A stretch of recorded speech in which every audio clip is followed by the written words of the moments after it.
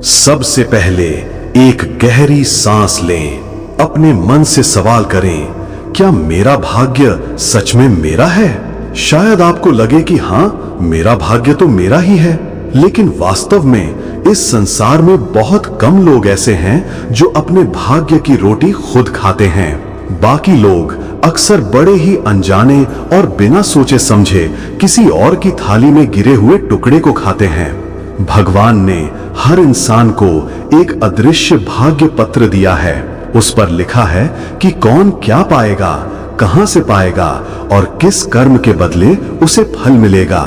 पर समस्या तब आती है जब हम अपने उस भाग्य को भूल जाते हैं और दूसरों की इच्छाओं, नजरों और अपेक्षाओं पर जीने लगते हैं। हमारे कर्म, मेहनत और ऊर्जा किसी और के जीवन को चमकाने लगती हैं।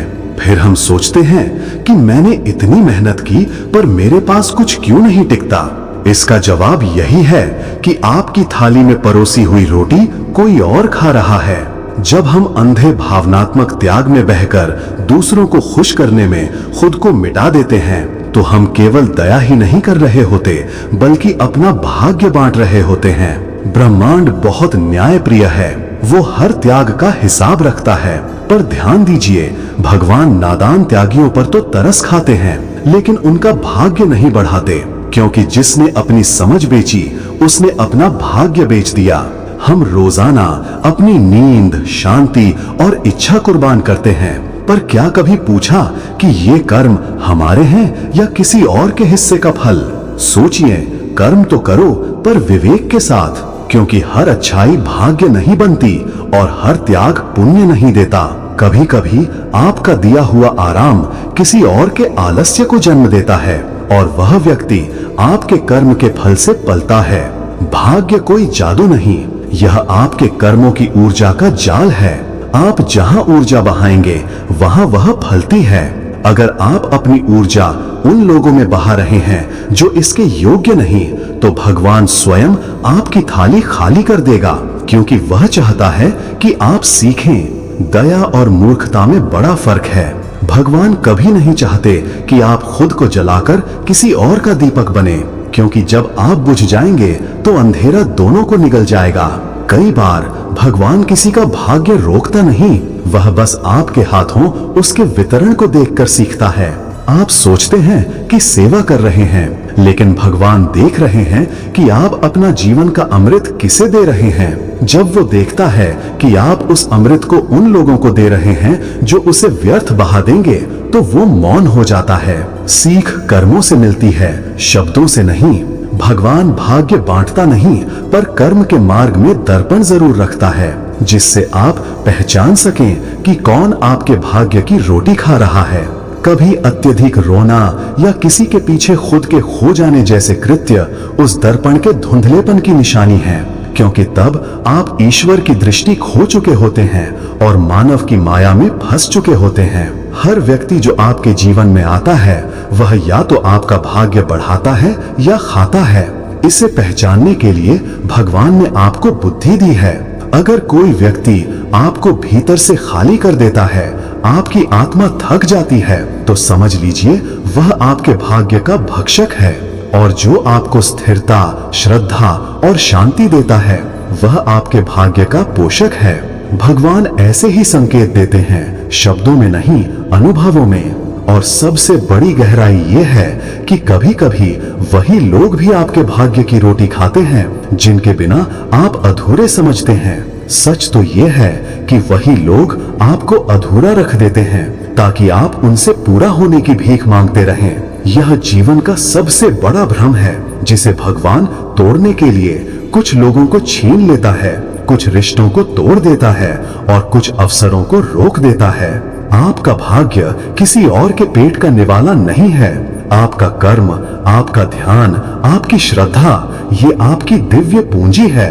इसे उन लोगों पर मत लुटाइए जो सिर्फ भावनाओं के व्यापारी हैं। भगवान आपको सिर्फ इसलिए नहीं देखता कि आप कितना देते हैं, बल्कि ये देखता है कि आप किसे देते हैं, क्योंकि हर दान पुण्य नहीं बनता और हर सहायता आशीर्वाद नहीं देती। अब दिल में ये बात उतार लीजिए कि अब से जो भी कदम उठाइए भगवान की दृष्टि के साथ उठाइए। जो व्यक्ति अपने कर्मों की दिशा ईश्वर से पूछकर चलता है वह कभी किसी और की थाली में अपनी रोटी नहीं रखता। इसीलिए एक पल ठहरिए और सोचिए, क्या सच में आप अपनी रोटी खुद खाते हैं या कोई और आपके हिस्से की रोटी खा रहा है? यदि आप मानते हैं कि अब समय आ गया है कि आप अपना भाग्य खुद संभालें, तो अपने मन में ये दृढ़ निश्चय कीजिए। आपकी ऊर्जा और कर्मों की शक्ति एक दुर्लभ संपदा है जिस पर आपकी पूरी जिंदगी निर्भर करती है। जब ये ऊर्जा सही दिशा में बहती है तो वो आपके भाग्य की रोटी बनती है, जो आपके जीवन को सफलता, समृद्धि और संतोष देती है। लेकिन क्या आपने कभी सोचा है कि ये ऊर्जा कब और कैसे रिसती है? कब आपका भाग्य कमजोर पड़ने लगता है? ये ऊर्जा रिसाव तब होता है जब आपकी मेहनत, आपका समय, आपका मनोबल और आपकी संवेदनाएं सही जगह नहीं लगती। वे लोग और रिश्ते जो आपकी ऊर्जा की भूख से जुड़े होते हैं, वे धीरे धीरे आपकी आंतरिक शक्ति को चूसने लगते हैं। आप अंदर से थकावट, तनाव और कमजोरी महसूस करने लगते हैं। इससे आपके निर्णय कमजोर पड़ते हैं, आपकी आत्मा बोझिल हो जाती है। ऐसे नकारात्मक प्रभावों में से कई दीर्घकालिक रिश्तों और सामाजिक संबंधों में छिपे होते हैं। वे रिश्ते जो आपको बहकाते हैं, अधूरा रखते हैं, ताकि आप उनसे पूरा होने की भीख मांगते रहें। भगवान इस भ्रम को तोड़ने के लिए कुछ लोगों को आपके जीवन से दूर कर देते हैं, कुछ अवसरों को काट देते हैं, ताकि आप समझ सकें आपका भाग्य आपके कर्मों का परिणाम है, न कि किसी और की थाली का निवाला। जो लोग आपकी सहायता को अपना अधिकार मानते हैं, जो हमेशा शिकायत करते हैं और कभी कृतज्ञ नहीं होते, वे आपके जीवन में ऊर्जा का उपभोग कर रहे होते हैं। वे आपके न होने पर असहाय दिखते हैं, पर आपकी मौजूदगी में अपने स्वार्थी लाभों की चिंता करते हैं। ऐसे लोग आपके भावनाओं के नाम पर आते हैं और धीरे धीरे आपके भाग्य की रोटी चाट जाते हैं। आपको यह समझना होगा कि आपकी ऊर्जा का वह प्रवाह सतर्कता से नियंत्रित होना चाहिए। आप जितना दान देंगे वह जरूरतमंदों को समृद्ध करेगा, नहीं तो ये व्यर्थ बलिदान मात्र रह जाएगा। भगवान मूर्खता पसंद नहीं करते, वह चाहते हैं कि आप विवेक के साथ अपनी करुणा और सेवा को परिभाषित करें। 6 बार सोचें और तभी अपने दिल को खोलें। आसक्ति भी ऊर्जा का एक बड़ा रिसाव है। जब आपका मन निरंतर चिंता, भय या प्रेम में बंधा रहता है, तो आपकी ऊर्जा उसी के प्रति बहती रहती है। यह संतुलन बिगड़ने का संकेत है। भगवान कहते हैं कि हर आसक्ति में भाग्य का एक टुकड़ा खो जाता है। इसलिए अपने मन को स्वच्छ और स्वतंत्र रखना आवश्यक है, ताकि आपके कर्मों की ऊर्जा बढ़े और खिल सके। आपके विचारों, व्यवहारों और कर्मों के संयोजन से ही भाग्य बनता है। यदि आप बार बार किसी के लिए अपने हिस्से को कम करते हैं, अपनी सीमा लांघते हैं, तो ऊर्जा खपत होती है और भाग्य रिश्ता है। भगवान केवल उस व्यक्ति की रक्षा कर पाता है जो अपनी ऊर्जा का सम्मान कर पाता है। इसलिए आत्म संरक्षण आवश्यक है। दूसरों के कर्मों का बोझ उठाने की बजाय स्वयं के कर्मों को संजोते हुए अपनी थाली को खाली होने से बचाना होगा। नहीं तो आप एक दिन खुद से पूछेंगे, मैं इतना करता हूँ फिर भी खाली क्यों महसूस करता हूँ? जवाब यही होगा कि आपकी रोटी कोई और खा रहा है। ध्यान दीजिए कि जो लोग आपकी संवेदनाशीलता को अपनी ताकत बनाते हैं, वे आपके भाग्य के चोर हैं। वे अपनी भक्ति, सद्भावना और दया के बहाने आपकी थाली से रोटी चुरा लेते हैं। इसलिए विवेक और सावधानी बनाकर चलिए। यह आपको आपके असली पोषकों और भक्षकों के बीच फर्क बताने में मदद करेगा। अंततः इससे सीखिए कि करुणा और दया की सीमाएं निर्धारित करना बेहद जरूरी है। विवेकहीन दया आत्मा को कमजोर करती है, जबकि विवेक युक्त करुणा उसे तेज और प्रबल बनाती है। दूसरों की थाली में अपनी रोटी गिराने से बचिए, वरना आप धीरे धीरे खोते जाएंगे। बिना शोर किए, बिना शिकायत किए अपने भीतर देखें और पहचानिए कि कौन आपकी ऊर्जा से आपके भाग्य को बढ़ा रहा है और कौन उसे छीन रहा है।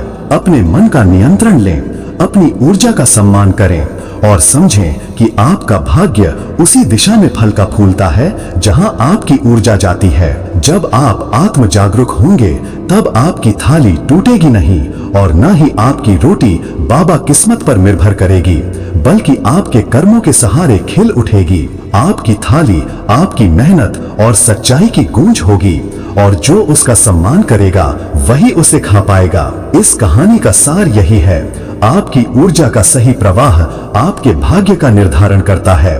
इसलिए अपने कर्मों का विवेकपूर्ण चयन करें, सावधानी से अपनी थाली को सजाएं और अपने सच के सुखदायी पथ पर कदम बढ़ाएं। आपके भाग्य की रोटी तभी आपकी होगी जब आप उसे बचा सकेंगे। अपने भाग्य को पुनः प्राप्त करना हर व्यक्ति की सबसे बड़ी चाह होती है, खासकर जब वो महसूस करता है कि उसकी रोटी किसी और की थाली में गिर रही है। ये पुनः प्राप्ति केवल कर्मों से नहीं बल्कि आध्यात्मिक तथा व्यवहारिक दोनों स्तरों पर सही उपायों और जागरूकता से संभव है। पहला और सबसे महत्वपूर्ण कदम है अपने जीवन के केंद्र में वापसी। जब आप दूसरों की अपेक्षाओं, समाज की मान्यताओं या बाहरी दबावों में फंस जाते हैं तो आपका मन और ऊर्जा बिखर जाती है। इसलिए अपना मन और दिल अपने नियंत्रण में लाना बेहद जरूरी है। अपनी वास्तविक इच्छाओं, सच्ची भावनाओं और कर्मों को समझना होगा कि वे आपके हैं या किसी और के अनुकरण हैं। अपने कर्मों का चयन विवेक से कीजिए। कर्म को भगवान की दृष्टि से देखें। क्या ये काम आपको भीतर से मजबूत करता है या थका देता है? सिर्फ त्याग या सेवा करना ही काफी नहीं है, उन्हें करनी भी चाहिए जहां मन और आत्मा की सहमति हो।